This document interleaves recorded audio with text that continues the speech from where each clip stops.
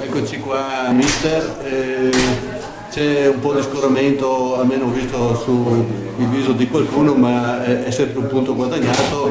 Il San Gaetano ci aveva castigato all'andata, non è una squadra facile, io vedrei il bicchiere mezzo pieno piuttosto che mezzo vuoto. 2 punti persi non li direi proprio, insomma, anche se si poteva chiudere 2-0 il primo tempo. Sì, sì.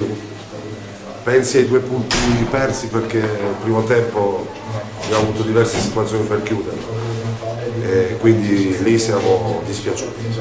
Poi il secondo tempo insomma, è stato un po' difficile da tanti punti di vista, dal punto di vista anche fisico, agonistico, anche l'arbitro insomma, ha lasciato troppo giocare, alcuni dei nostri si sono innervositi, non dobbiamo farlo, perché comunque anche l'espulsione ha lasciato un quarto d'ora in 10 dove potevamo ancora spingere, potevamo trovare ancora il gol, quindi, però mi è piaciuto l'atteggiamento della squadra perché in quel momento ho continuato a crederci, ad attaccare, loro si sono difesi nonostante fossimo in inferiorità numerica, ci voleva un po' di lucidità in più.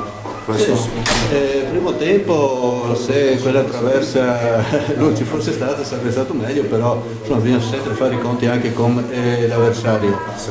Io sinceramente dagli spalti non l'ho vista proprio così male, come la vedo molto giù scoraggiato, però insomma... sì, perché mi dispiace, avremmo accorciato di tanto la classifica e questo mi dispiace.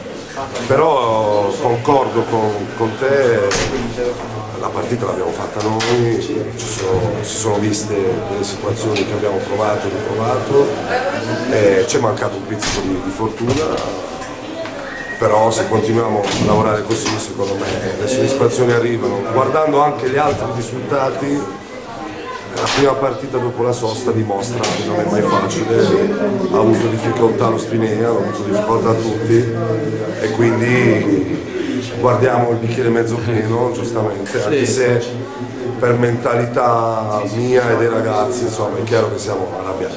E allora giusto per chiudere è da sottolineare che noi in 10 insomma, abbiamo rischiato anche la beffa perché in contropiede insomma, San Gaetano ha avuto una buona occasione, sì. Perciò come si diceva prima tutto sommato prendiamoci questo punto e la domenica a testa bassa e avanti.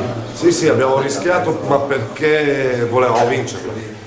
Una squadra diversa si sarebbe messa lì a gestire il risultato, invece a me è piaciuto l'atteggiamento della squadra che anche in 10 ha provato a fare 3 punti. Bene, grazie. Grazie a te.